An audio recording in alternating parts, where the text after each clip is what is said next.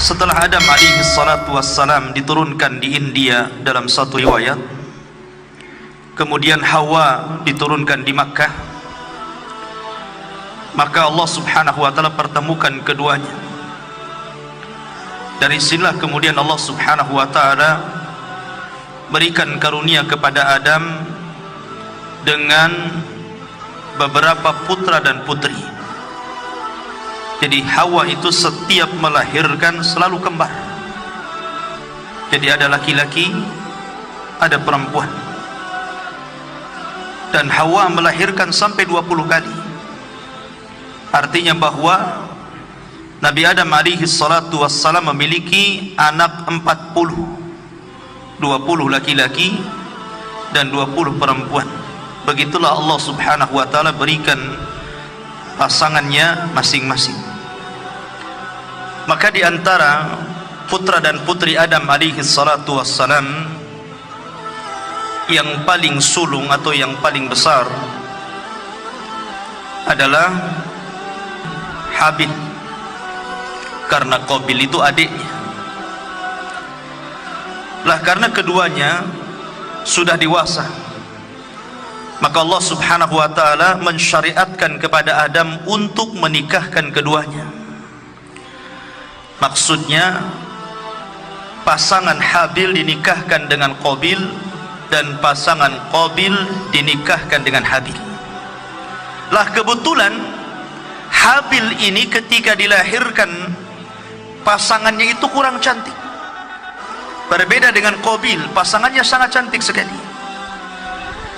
Ketika Allah subhanahu wa ta'ala memerintahkan Adam agar Habil menikahi kembarannya Qabil dan Qabil menikahi kembarannya Habil, naluri Qabil berjalan. Kalau saya menikahi kembaran Habil, istri saya tak cantik. Enak kali si Habil itu dapat pasangannya. Dari sini kemudian ikhwafilin muliakan Allah subhanahu wa ta'ala, syaitan datang memberikan was-was kepada Qabil. Akhirnya Qabil memiliki penyakit yang disebut dengan hasad. Inilah penyakit yang pertama kali muncul di bumi. Karena hasad itu penyakit yang pertama kali muncul di langit ketika iblis hasad kepada Adam, dan hasad pula penyakit yang muncul pertama kali di bumi ketika hasadnya Qabil kepada Habil. Lah di sini ikhwafilin muliakan Allah subhanahu wa ta'ala, Allah subhanahu wa ta'ala menggambarkan kisah ini di dalam surah Al-Maidah ayat 27, 28, 29 dan 30 serta 31. Allah subhanahu wa ta'ala berfirman, "Watslu alaihim naba abnai Adam bil haq." Bacakan wahai Muhammad kepada mereka tentang kabar dua putra Adam bil haq, dengan kebenaran. Idz qarraba qurbanan, ketika keduanya berkurban, mendekatkan diri kepada Allah subhanahu wa ta'ala. Fatuqbila min ahadihima, tapi Allah hanya menerima satu di antara keduanya. Walam yutaqabbal minal akhar, dan Allah tidak menerima kurban yang lainnya. Qala, berkata salah satunya, la aqtulannaka, saya akan bunuh engkau. Qala, maka orang yang dibunuh itu mengatakan, yang akan dibunuh itu mengatakan, innama yataqabbalullahu minal muttaqin, sesungguhnya Allah hanya menerima kurbannya dari hamba-hambanya yang bertakwa. Kisahnya begini ikhwan. Jadi ketika Nabi Adam alaihi salatu wassalam memerintahkan putranya ini menikah, Qabil ini menolak, tidak mau. Enak saja saya menikahi wanita yang kurang cantik, saya mau tetap dengan kembaran saya. Adam ini bukan bapak diktator, bukan bapak yang artinya memaksakan anak-anaknya, tidak. Dia tetap berusaha supaya Qabil ini mau menerima perintah Allah. Dari situlah kemudian Adam alaihi salatu wassalam berdoa, maka turunlah syariat untuk kurban. Ketika ada putusan untuk berkurban, Maka Habil kemudian berkurban dengan hartanya, karena dia seorang peternak, maka dia kurbankan kambing terbaik. Lah Kabil ini bukan peternak tapi petani, karena memang dari awal dia sudah hasad kepada Qabil. Kemudian dia melihat pandangan berbeda kepada ayahnya, seolah-olah ayahnya berpihak kepada Habil. Dari situlah kemudian Qabil pun seolah-olah tidak terima dengan perintah Allah. Makanya kemudian dia asal-asalan mengambil buah-buahan yang jelek gitu kan, yang kalaupun diberikan kepada binatang tidak mau makan bahasanya.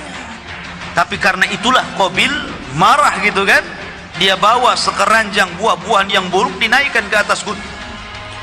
Di sini Allah Subhanahu wa taala berfirman dalam Al-Qur'an ini, "Idz qarraba qurbanan fatuqbila min ahadihima." Maka Allah hanya terima satu saja dari keduanya, walam yutaqabbal minal akhar. Allah kirimkan api dan hanya melahap kambingnya si Habil saja. Maka ketika Qabil melihat bahwa kurban dia ditolak, marah dia. Kemudian dia mengatakan, la aqtulanna, kubunuh kamu, kubunuh kamu. Maka kemudian Habil hanya mengatakan, qala innama yataqabbalullahu minal muttaqin. Dia nasihatkan kepada adiknya, sesungguhnya Allah itu hanya menerima dari hamba-hambanya yang bertakwa. Dari sini ikhwafidin dimuliakan Allah Subhanahu wa taala, Allah ajarkan kepada kita semua dari kisah Habil dan Qabil ini, bagaimana Habil memberikan bantahan kepada saudaranya yang hendak membunuhnya. Dan ini akhlak bagi kita ikhwan. Apa kata Habil ketika dia tahu diancam akan dibunuh? Sebenarnya disebutkan dalam tarikh, Habil ini orangnya besar, ya, kekar, lebih kuat dibandingkan adiknya Qabil. Kalaupun keduanya bergulat, pasti kalah adiknya itu. Lah, apa yang diajarkan Habil kepada kita? Allah mengatakan, la imbasatta yadaya, la imbasatta ilayya yadaka litaktulani ma ana bibasiti yadiya ilayka liaktulak. Jika engkau arahkan tanganmu untuk membunuh diriku, maka tanganku tidak akan aku ulurkan untuk membunuh dirimu. Inni akhafullah, karena saya takut kepada Allah Rabbal Alamin, Rabb yang menguasai alam semesta ini. Disebutkan oleh Al-Imam Ibnu Katsir rahimahullahu ta'ala dalam Bidayah wa Nihayah, beliau mengatakan ketika suatu waktu Habil ini telat pulang. Ketika itu Adam alaihi salatu wassalam memerintahkan Qabil untuk mencari Habil. Dicarinya Qabil ini, Habil ini oleh Qabil. Rupanya setelah dia mencarinya itu, dia melihat abangnya sedang tertidur. Maka dia ambil batu, kemudian batu besar dibenturkan di kepalanya. Meninggallah Habil ini. Lah ketika meninggal ikhwafidil muliakan Allah Subhanahu wa taala, Qabil pulang seolah-olah tidak bersalah dia. Ketika itu lama Adam kehilangan Habil. Akhirnya Qabil itu mulai diliputi rasa takut dan menyesal. Kemudian dia pun pergi meninggalkan Adam alaihi salatu wassalam. Dia ambil lagi jasad Habil, kemudian dia bawa ke sana kemari. Ada yang mengatakan dalam sebuah riwayat sampai bertahun-tahun. Artinya Allah Subhanahu wa taala rawat jasad Habil, tidak musnah di makan tanah itu kan. Bertahun-tahun bingung dia harus diapakan jasad ini. Sampai pada suatu waktu akhirnya kemudian Allah Subhanahu wa taala mengutus ghuraban, fa ba'atsallahu ghuraban. Maka Allah Subhanahu wa taala kirimkan burung ghurab, burung gagak. Ketika itu gagak ini sedang ngorek-ngorek tanah dengan kakinya. Dari situlah kemudian terinspirasi si Qabil ini untuk menguburkan Habil. Dari situlah kemudian Qabil menguburkan Habil, dan belakangan Adam tahu. Lah kemudian Adam alaihi salatu wassalam pun dicabut nyawanya, dan dialah Nabi yang pertama yang wafat di permukaan bumi. Lah ketika Adam alaihi salatu wassalam wafat, maka mulailah beranak pinak keturunannya yang ada di bukit, dan Habil pun beranak pinak keturunannya yang ada di lembah. Dari sini ikhwah fillah dimuliakan Allah Subhanahu wa taala, Allah Subhanahu wa taala mulai memisahkan mana orang-orang yang baik, mana orang-orang yang jahat. Sampailah kemudian Allah Subhanahu wa taala mengutus Nabi Allah Syith. Nabi Allah Syith ini ikhwan masih putra Adam, karena dia dalam bahasa Arab itu hibatullah. Allah hadiahkan kepada Adam pengganti Habil ini seorang nabi namanya Syith. Dan Allah memberikan 50 lembar sahifah kepada Syith. Makanya ada hadis yang mengatakan Allah menurunkan kitab dari langit itu sebanyak 104 kitab. Yang 4 ma'ruf, Taurat, Zabur, Injil, Taurat, Zabur, Injil dan Al-Quran, itu yang 4. Yang 100 itu disebut suhuf namanya. Yang 50 suhuf lembaran diberikan kepada Syith. Kemudian yang 30 diberikan kepada Idris. Kemudian yang 10 diberikan kepada Ibrahim, dan yang 10-nya lagi diberikan kepada Musa selain Taurat. Makanya Allah mengatakan wa inna hadza lafi suhufil ula. Dan dalam Al-Qur'an itu terdapat suhuf yang pertama, suhufnya Syith, suhufnya Idris, suhufnya Ibrahim, dan suhufnya Musa. Makanya Allah mengatakan inna hadza lafi suhufil ula suhufi Ibrahim. Allah berikan 10 suhuf wa Musa, dan suhufnya Nabi Musa yang 10 selain Taurat ya. Lah Syith ini diutus oleh Allah Subhanahu wa taala sebagai pengganti Adam. Mulailah dia berdakwah dan berdakwah sampai ketika Qabil meninggal dunia. Ketika Qabil meninggal dunia, syaitan ini tidak membiarkan jasadnya begitu saja, tapi syaitan menjadikan momentum meninggalnya Qabil ini menciptakan sebuah kemaksiatan baru ya. Kalau sebelumnya syaitan sudah membuat kemaksiatan hasad, kemudian pembunuhan, ini maksiat yang nomor 2. Ini yang nomor 3 lain lagi. Jadi ketika kematian Qabil itu, syaitan menjelma menjadi orang soleh, kemudian mendatangi kabilahnya Qabil ini dan mengatakan, kalian tidak boleh langsung menguburkan bapak kalian Qabil, tetapi hendaklah dimuliakan dulu, biarkan jasadnya dulu, jangan langsung dikuburkan, hormati kematiannya. Dari situlah kemudian orang ini, maksudnya iblis yang menjelma sebagai manusia ini, menciptakan alat musik ya, namanya seruling, mizmar. Makanya Rasul mengatakan sautul mizmar min sautis syaitan, suara seruling itu suara setan ya. Lah ini iblis ini menciptakan suara seruling, dia menciptakan seruling, kemudian ditiup. Nah, kabilah di atas bukit ini nggak pernah turun ke bawah karena dilarang. Begitu juga kabilah yang di lembah dilarang untuk naik ke atas, jadi nggak pernah ketemu tuh. Bertahun-tahun yang di atas nggak pernah ketemu ke bawah. Begitu juga yang di bawah nggak pernah ketemu di atas. Rupa mereka seperti apa wallahu a'lam. Tapi Allah Subhanahu wa taala takdirkan, karena Qabil ini istrinya cantik, maka wanita-wanitanya semuanya cantik. Wanita-wanitanya itu semuanya cantik keturunannya ya. Sementara yang di atas ya kan, rata-rata wanitanya kurang cantik, tetapi anak-anak mudanya tampan-tampan. Maka ketika mendengar suara seruling, aneh bagi mereka. Nggak pernah mereka mendengar suara lagu, suara musik gitu kan, instrumen musik dari seruling itu nggak pernah. Tapi kok rasanya aneh. Dari situ kemudian mereka penasaran, dicarilah suara itu.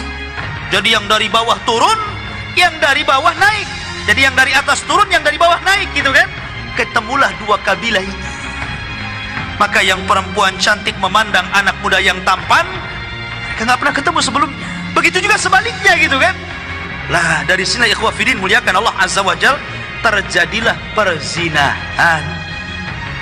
Dari hasad, pembunuhan, kemudian perzinahan, dan diawali musik. Makanya musik, zina, dan khamr ini 3 serangkai yang tidak mungkin dilepas. Kalau ada zina pasti ada musik, ya, pasti ada khamr di situ. Lah dari sini ikhwah fillah, ketika sis meninggal dunia, maka tugas yang sangat berat diberikan kepada Idris. Idris ini diutus ketika rusaknya akhlak. Memang tidak ada kesyirikan di zaman itu, belum ada orang yang kafir, belum ada orang yang musyrik, karena kesyirikan itu terjadi pertama kali di zaman Nabi Nuh, dan itu setelah 10 kurun, ya, 1 kurun itu 100 tahun, berarti setelah 1000 tahun dari wafatnya Adam sampai diutusnya Nuh baru terjadi kesyirikan.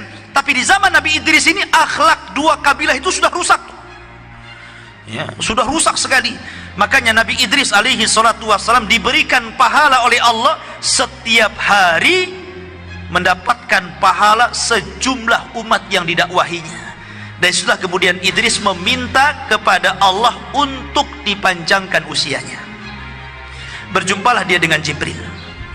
Dia mengatakan, wahai Jibril, aku ingin berdoa kepada Allah agar malaikat maut tidak langsung mencabut nyawaku. Aku ingin panjang usiaku, karena melihat keutamaan yang luar biasa yang Allah berikan kepadanya. Kata Jibril, nggak apa-apa, tapi kamu harus ngomong kepada malaikat maut, ya.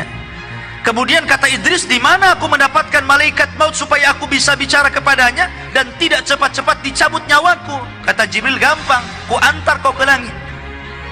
Maka akhirnya Idris pun diangkat oleh Jibril ke langit pertama, kedua, ketiga, sampai keempat.